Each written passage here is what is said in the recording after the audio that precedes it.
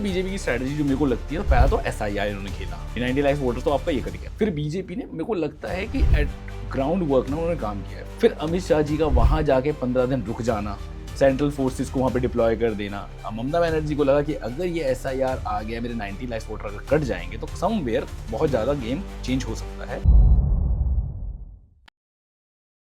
बदलाव के लिए लोग वोट तो करने वाले हैं, लेकिन बीजेपी की भी अपनी कोई ना कोई तो रणनीति रहेगी इस इलेक्शन की। आपको क्या लगता है क्या हो सकती है? रणनीति से पहले ना बीजेपी के बैकग्राउंड को देखते हैं, वेस्ट बंगाल में क्या है। हाँ। तो मैंने आपको बताया बीजेपी नॉर्मली वहाँ की कोई पार्टी है ही नहीं सच, ठीक है। आपने लास्ट इलेक्शन में देखा होगा बीजेपी बंगाल में, BJP was never in Bengal, ठीक है। मैंने आपको बताया कि 1952 से कांग्रेस वाज रूलिंग, 1969 तक कांग्रेस ने रूल किया। उसके बाद फिर दोबारा आपका सीपीआईएम आया, सीपीआईएम ने वहां से लेकर 2011 तक रूल किया है, ठीक है। एक बार बीच में कांग्रेस आई थी, मतलब कुछ टर्म के लिए आई थी, ठीक है। तो सीपीआईएम रहा, BJP was not never there, Congress was still there but Congress went off somewhere, ठीक है। और ये आपका जो सीपीआईएम की मैं बात करूँ, वही लेफ्टिस्ट पार्टी होती है, तो सारा इनका वो वामपंथ वाला चलता है, तो जिसकी वजह से सबका वो इक्वल वाला, ठीक है। उसके बाद TMC came into the picture, ये लोग जीते, एंड उसके बाद पिछले 3 टर्म से ये बीजेपी 2016 में जो इलेक्शन हुआ था बंगाल के अंदर, उसमें बीजेपी को सिर्फ 3 सीट्स थी। असेंबली इलेक्शन की मैं बात कर रहा हूँ, 3 सीट्स, जबकि 14 में मोदी जी पीएम बन चुके थे। लास्ट इलेक्शन जो हुआ, जहां पे इनको एक गेन मिला, और which is a good gain, which is 77 seats. तो 2021 में आपने ये कर दिया, तो 3 से अगर 77 जाना अपने आप में बहुत बड़ा नंबर है, बहुत बड़ा नंबर है। तुम थे ही नहीं almost, and suddenly you reach to 77, that's a very big number as such. हारी वो अलग चीज है, ठीक है। उसके साथ साथ एक और चीज जो हुई उसमें ये हुआ कि ममता बनर्जी चुनाव हार गई लास्ट इलेक्शन में, ठीक है। तो शुभेंदु अधिकारी जो उनके थे कैंडिडेट बीजेपी के, वो जीत गए, और ममता बनर्जी से जीतना अपने आप में एक बहुत बड़ी चीज थी। दो टीएमसी वॉन ऑलमोस्ट 214-15 सीट्स, पर ममता बनर्जी लॉस्ट। तो एक सेटबैक तो वो था, पर फिर वो उन्होंने अपनी नंदीग्राम से सीट वो हारी थी, फिर भवानीपुर गई, भवानीपुर में उपचुनाव में वो जीती, और उसके बाद फिर से सीएम बन गई, क्योंकि आपको सीएम बनने के लिए you have to be a winning candidate, right, ठीक है। तो चलो वो जब हो गया, ये मैं बैकग्राउंड बता रहा हूँ। लास्ट इलेक्शन में the story is West Bengal में टीएमसी और बीजेपी की जो वोट का मार्जिन जो था ना भाई, the difference it was just only 9%। सारा सीपीआईएम का जो वोट है वो पूरा आ गया आपके पास ऑलमोस्ट इस तरफ बीजेपी के पास, that is one. Second, TMC के भी वोट्स कटे होंगे 110%, क्योंकि बीजेपी ने वहां पे उस टाइम भी फोर्स लगाया था, और 9% का मार्जिन कुछ ज्यादा नहीं है। मैंने आपको अभी थोड़े टाइम पहले बताया था 55 to 60 सीट्स ऐसी हैं जहाँ पे मार्जिनल गैप से जीते थे लास्ट टर्म में, ठीक है।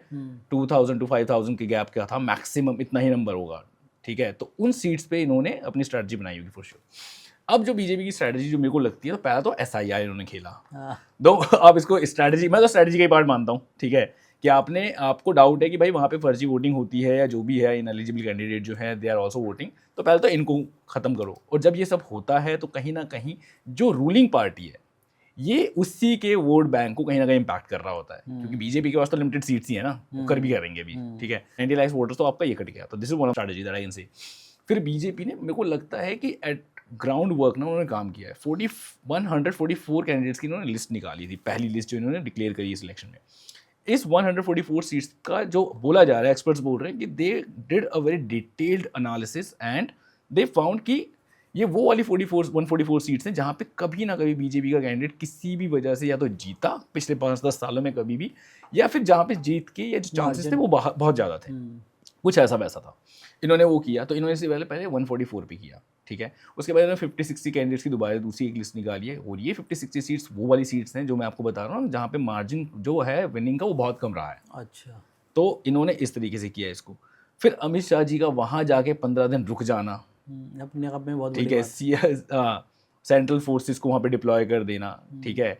तो उन्होंने कहीं ना कहीं जो एसआईआर वाला जो खेल किया, या आप कह सकते हो, इसमें ममता बनर्जी उलझ भी गई, उनको उलझना नहीं था। अब जैसे हेमंत सोरेन ने क्या किया था झारखंड में, उनको पता था मेरा एलिगेशन आया, मेरे को जेल में जाना है, मैं जेल में चला जाता हूँ, कोई बात नहीं, और उन्होंने पावर दे दी किसी और को, वो उस पार्टी जीतती रही, वो मतलब वो रूल करते रहे, डिस्ट्रैक्ट नहीं हुए। यहाँ ये डिस्ट्रैक्ट हो गई। इन्होंने क्या काम किया, इन्होंने काम किया वो केजरीवाल वाला, वो डिस्ट्रैक्ट हो गए, मैं चल जाऊंगा जेल, but I rule from there, CM मैं ही रहूंगा। अब ममता बनर्जी को लगा कि अगर ये एसआईआर आ गया, मेरे 90 लाख वोटर अगर कट जाएंगे तो समवेयर बहुत ज़्यादा गेम चेंज हो सकता है, और वो उसमें उलझ गई, वो कोर्ट जाना और सुप्रीम कोर्ट में अपील और ये वो, इंस्टेड ऑफ कैंपेनिंग, ठीक है, तो जो मेन फोकस था ना वो छूटा, तो ये स्ट्रैटेजी का ही पार्ट कह सकता हूँ। आईपैक पे रेड हुई, ठीक है, वहां पहुंच गई थी फाइल लेने, है ना, कुछ नहीं था, वो डिस्ट्रैक्शन था। क्या हुआ सिर्फ उसका, डिस्ट्रैक्शन था, क्या हुआ उसके बाद? कुछ नहीं हुआ, कुछ भी नहीं हुआ, वो डिस्ट्रैक्शन था, और ये डिस्ट्रैक्ट हो रही है, और ये हो रही है, ये हो रही है, हाँ। ठीक है।